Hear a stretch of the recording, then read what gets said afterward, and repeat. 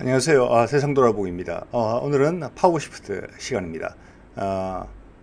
우리도 보유하고 있는 그 F-35 스텔스 전투기에 대해서 미국에서 이제 좀 논란이 발생하고 있습니다.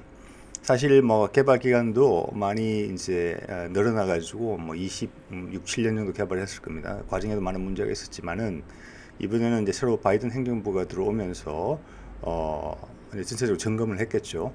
지금 상황에 대해서. 그래서 공군 참모총장이 한 말을 두고 다시 논란이 재점화되고 있는 상황인데 이번에 양상이 조금 다릅니다. 그래서 우리나라에는 이 논란이 잘 소개가 되지 않고 있는 것 같아서 제가 시간을 마련했습니다. 그래서 이 시작이 이 보여드리는 포브스지 경제지조 좀 유력합니다. 여기에서 기사를 냈어요. 2월 달에 됐고 이 기사가 좀 파급이 있어서 이거에 반박하는, 그래서 재반박하는 그런 동영상들이 지금도 유튜브 상에 올라오고 있습니다. 그래서 이 제목을 어떻게 뽑았느냐 하면 이 기사의 링크는 이제 설명란에 붙여두겠습니다.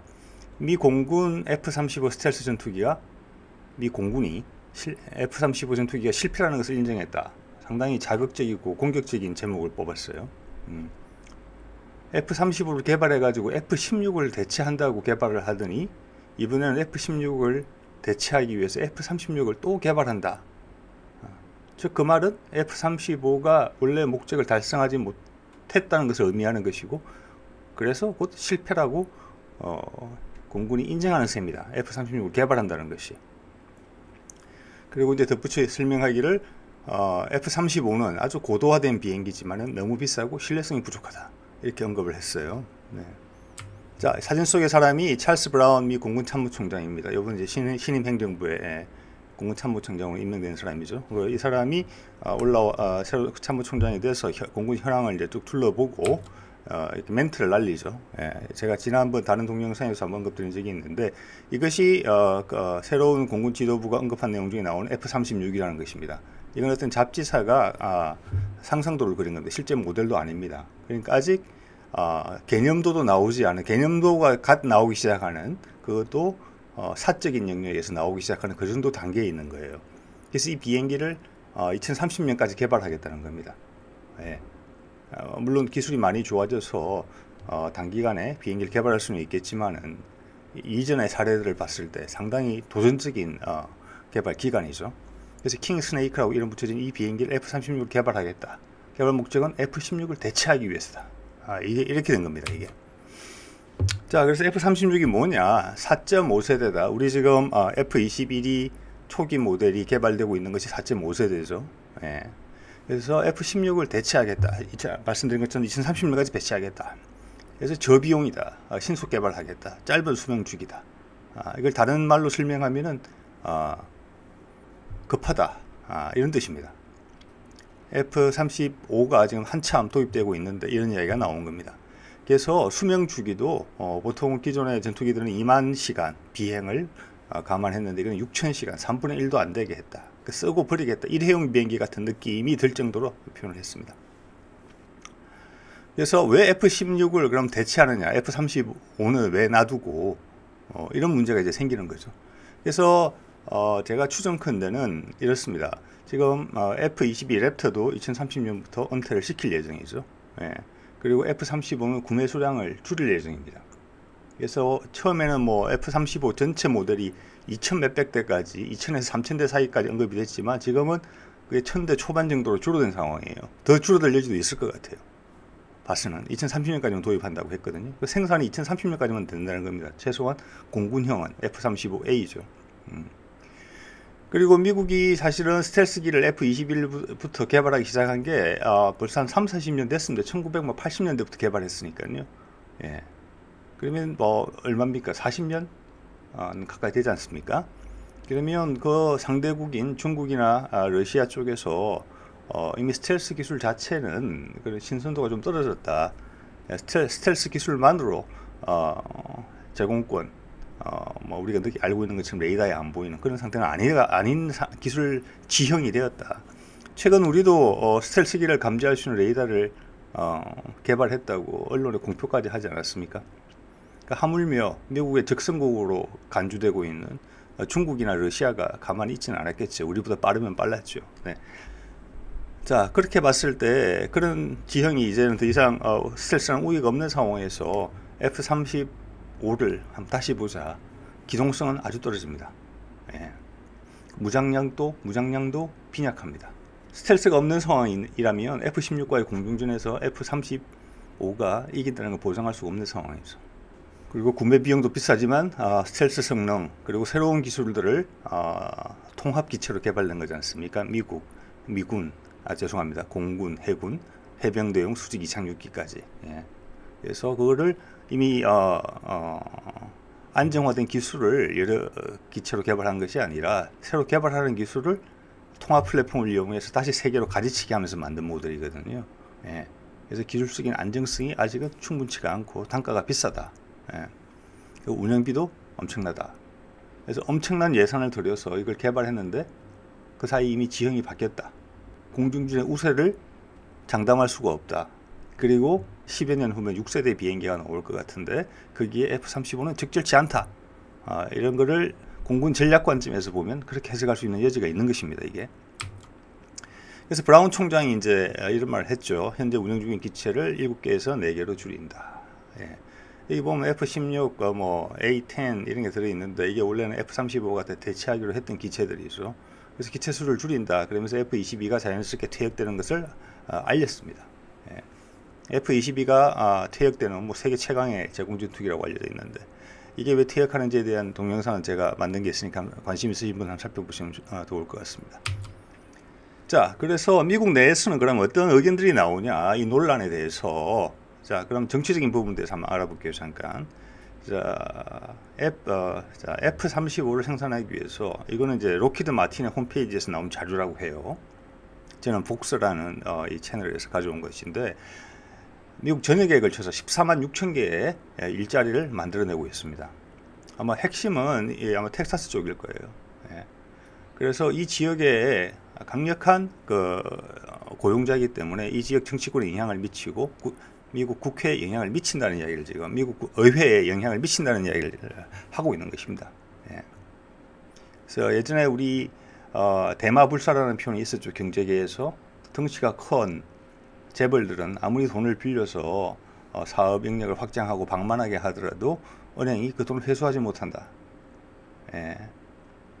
왜냐하면 대출이 너무 많아서 그 회사가 망하면 은행도 같이 망하기 때문에. 그래서 대마불사 많이들 들어보셨을 겁니다. 그래서 미국 사람들도 그런 표현은 없지만 그와 같은 의도를 가지고 이 사안을 언급하고 있는 겁니다. 정치적인 이제 상황이죠. 예. 즉 F-35 프로그램이 마음에 안 들어서 없애버리고 싶지만 없애버리게 되면은 미국 전역에 15만 개의 일자리가 없어지는 거고 거기에 그 지역구를 가진 국회의원들이 흔들린다는 겁니다. 그래서 의회가 이 너무 큰 대마라서 죽일 수가 없다는 그런 표현입니다. 그래서 조금 이제 바탕 자료를 보면은 처음에 로키드 마틴 제품 시제기하고 보잉 시제기가 경합을 했었죠. F-35 조인트 스트라이크 파이터라는 JSF라는 프로그램을 처음 했을 때 이게 한 30년 정도 전이겠죠. 그래서 그때는 로키드 마틴은 주로 고용을 이스마일이나 텍사스 지역이고 보잉은 공장인 미주리, 워싱턴 이런 주에 주로 있었어요. 그래서 그 각각의 지역에 있는 국회의원들이 로비를 합니다. 이거 로키드 마틴 이겨라, 보잉 이겨라. 그러다가 로키드 마틴으로 승자가 결정이 됐죠. 그래서 이번에 보잉을 지원하던 국회의원들이 이렇게 이야기했습니다. 이렇게 이야기하기 시작했어요. 이게 너무나 덩치가 큰 프로젝트니까 로키드 마틴 혼자 하게 하면 안 된다. 보잉하고 보잉에게 일감을 나눠줘서 지분을 조정해서 서로 같이 하게 해야 된다. 이런 의견을 냈어요. 근데 그 의견도 결국은 채택이 안 됐죠. 심지어는 법을 만들어서 일감을 나눠줘야 된다. 그 뒤에 있는 구체적인 논리는 뭔지는 잘 모르겠어요. 아마 독점 이런 것과 관계에 있는 법안이 아니었을까 싶습니다. 자, 결국 그 법안 채택이 안 되자 결국에는 의회에서 힘을 발휘해서 보잉이 생산 중인 항공기를 추가 구매하는 쪽으로, 여기 오른쪽에 조금 사진 보이시죠? 예, 보잉이 생산하는 기종들 이렇게 해서 결국은 그 국회의원들이 자기 지역구에 체면 치레를 할 수 있게 해줬다. 그 사이에 희생되는 것은 미국식 표현으로 하면은 우리 국민 전체의 세금이 희생되었다. 이렇게 하면서 록히드 마틴은 대마가 되었다. 뭐 이런 주장이죠. 네. 자, 이번에는 F-35의 기술적인 부분의 문제에 대해서 한번 잠깐 이야기를 해볼게요. 이건 좀 웃기는 내용인데, 미국의 공군이 사용하는 제즈미라는 순항 미사일이 있어요. 우리 타우루스랑 비슷합니다. 비행기에서 싣고 쏘는 이렇게 장거리로 가는 순항 미사일입니다. 록히드 마틴이 1995년부터 개발하기 시작해서 2009년에 실전 배치를 하게 된 한 미사일이에요. 즉 F-35가 등장하기 전에 이미 개발이 완료된 미사일입니다. 길이가 4.27m인데요. 예. 그런데 지금 어떻게 되고 있느냐면은 F-35의 내부 무장창에 이게 길어서 안 들어가는 겁니다. 지금 록히드 마틴이 개발한 기체임에도 불구하고. 예. 그래서 지금 여러 가지 F-35의 개량 사업 중에 내부 무장창을 확대하는 사업이 포함이 되어 있어요. 이걸 넣기 위해서. 참고로 우리 이제 국산도 타우루스를 국산화시키고 있죠. 그래서 그 길이를 줄이고 있어요. 그래서 한화나 LIG에서 내놓은 안들을 보면 길이가 4.4m로 단축되게 되어 있어요. 그럼 뭐 떠오르시는 게 있죠. 네. 우리 KF-X의 내부 무장창의 길이가 이 정도 되지 않을까라는 추측을 할 수 있는 부분입니다. 자, 다시 F-35로 돌아가면은 자기 스스로 만드는 무기 체계하고 비행기 체계가 있는데 그 두 개가 호환이 안 돼서 그걸 다시 뜯어 고치고 있는 겁니다. 자, 이 사례는 F-35를 개발하면서 얼마나 난맥상이 있었는지, 얼마나 소위 말하는 조율이 잘 안 된 부분이 많았는지, 그래서 그걸 다시 개발했던 부분을 다시 거꾸로 돌려서 다시 고치고 했던 부분들이 상당히 많다라고 저희가 말씀드리는 제즈는 그 중에 한 사례다, 이렇게 말씀드릴 수 있을 겁니다. 그래서 이 이제 F-35사는 지난번 도널드 트럼프 대통령도 이제 꼭지가 한번 돌았다는 표현이 맞는 것 같아요. 이 사이에 이렇게 트위터에 남긴 이야기인데, 엄청난 가격과 또 거기에서 계속 예산을 초과하고 있다. 그래서 내가 그래서 보잉에 전화했다 이겁니다. F-18 가격 한번 뽑아보라고. 예. 여기는 뭐가 있느냐면은 F-30 트럼프의 이 말에는 깔려있는 전제가 F-35는 F-18 정도로 대체할 수 있는 거 아니냐. 예, 좀 부족하다 하더라도. 왜냐하면은 원래 계획했던 2000여 대를 도입하려면은 자금이 1642조가 든다. 이거는 기가 막히는 가격이다. 택도 없는 소리다. 그래서 가격을 뽑아봤더니 이건 다른 후속 기사입니다. 에서 가져온 것입니다. F-18을 만약 같은 숫자를 뽑으면 144조 원이면 된다. 기체는 600억 원 정도의 가격이 나오는 것이거든요. 예. 이런 이야기까지 나왔습니다. 이게 한 록히드 마틴이라는 회사에 가는 거죠. 예, 이 금액이. 참고로 우리나라 1년 예산이 현재 한 500조 원 됩니다. 우리나라 전체를 3년 동안 돌릴 수 있는 금액이에요. 이 금액이. 예. 우리나라가 GDP가 세계 10위입니다. 러시아, 우리, 이태리, 이런 나라들을 세 나라를 한꺼번에 1년치를 먹여 살릴 수 있는 돈이에요. 엄청난 금액이죠. 네. 그래서 도널드 트럼프도 이 부분에 대해서는 경악을 했다. 이런 내용이고요. 자, 그러면서 또 하나 이제 논란이 된 게, 이거는 이제 아까 처음에 보여드렸던 포버스의 기사에 나오는 이야기입니다. 공군 참모총장이 한 이야기예요. 이렇게 이야기를 했습니다. F-35는 페라리다. 스포츠카 페라리 있죠. 최고로 비싼 이태리제. 매일 일하러 가면서 이거 타지 않는다. 페라리를 주말에만 타지 않느냐.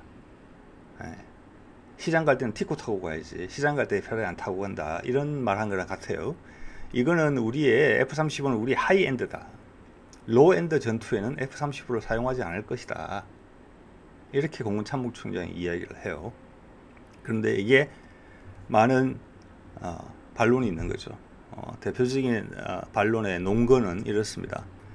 알겠다. 페라리, 우수한 전투기 페라리인데 지금 공군이 예상한 대로 1000여 대까지 도입을 하면은 당신이 가진 차 중에 페라리가 제일 많다. 앞뒤가 안 맞는다는 거죠. 예. F-15가 보면은 500대, F-16이 800대 이렇게 돼요. F-22가 한 200대가 좀 안 되는 숫자였거든요. 근데 1000대 이상 가지고 사겠다고 하면서 그거를 페라리라고 하면 말이 안 된다는 거다. 뭔가를 숨기려고 하는 거 아니냐. 큰 결함이 있거나. 그러니까 F-36을 그렇게 서둘러서 개발하는 거지.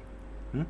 하이엔드 F-35를 하이, 원래는 로로 개발된 거죠. 사실은 F-22가 하이고 로로 개발된 걸 갑자기 하이로 격상을 시킨다?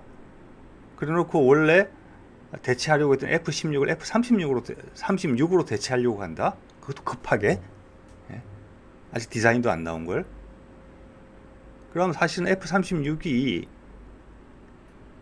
F35를 대체하려고 만드는 거 아니냐? 이렇게 허겁지겁. 그러면 F35에 큰 문제점이 있는 거 아니냐? 돈은 이렇게 많이 써놓고. 이런 의혹을 불러일으키는 발언이 됐습니다. 이게 록히드 마틴 이제 어떤 상당히 뭐랄까 방만해진 그런 모습을 보이거든요. 미국이 90년대 말에 1990년대죠. 소련과의 이제 체제 경쟁에서 승리하면서 상당히 방만해졌습니다. 이 30년간 그 한 예를 보여준다고 보고요. 보잉 같은 경우도 재작년인가요? B737 맥스가 2번 떨어졌죠. 접수하기 어려운 그런 오류로 인해서. 예. 이 두 개가 대표적인 미국의 방산기업이고 전 세계 아마 1, 2위 방산기업일 겁니다. 아직도 최고의 기술력을 가졌다는 부분에 대해서는 아직까지는 도전받고 있지는 않는 것 같아요. 미국의 방산기업들이. 예, 그렇지만은 효율성이라는 면과 어떤 방만해진, 그 방만해진 사이에 스며든 그 부패, 그 정치권과의 결탁, 서로 도와주는 거죠. 바깥에 강력한 경쟁자가 없기 때문에 그렇습니다. 그래서 우리와 연관되는 부분은 그래서 최소한 공군형 버전 F-35는 2030년까지만 생산될 가능성이 큽니다. 그래서 지금 여러 가지 록히드 마틴 얘기에서 나오고 있는 업그레이드 계획은 상당 부분 실현되지 못할 가능성도 커요. F-22도 그랬죠. 록히드 마틴도 그냥 물러나지 않았습니다. 수많은 아이디어를 냈습니다. 최대한의 이익을 뽑아내기 위해서. 그렇지만 F-22도 단종하기로 했죠. 예. 자, 그럼 2030년까지만 F-35A를 구매한다. 그러면 우리가 지금 한국형 항모 2033년에 나올 건데 그 함재기로서 F-35의 해병대 버전 B죠. 수직이 착륙 버전. 그거는 가장 문제가 많은 기종입니다. F-35의 세 가지 중에서 가격도 제일 비싸고. 예. 그거 우리 살까요? 현재는 F-35B를 상정해 두고 여러 가지 개념도가 나오고 있습니다만 실현될 가능성은 낮다고 봅니다. 예, 오늘은 F-35의 논란에 대해서, 미국발 논란에 대해서 한번 알아봤습니다.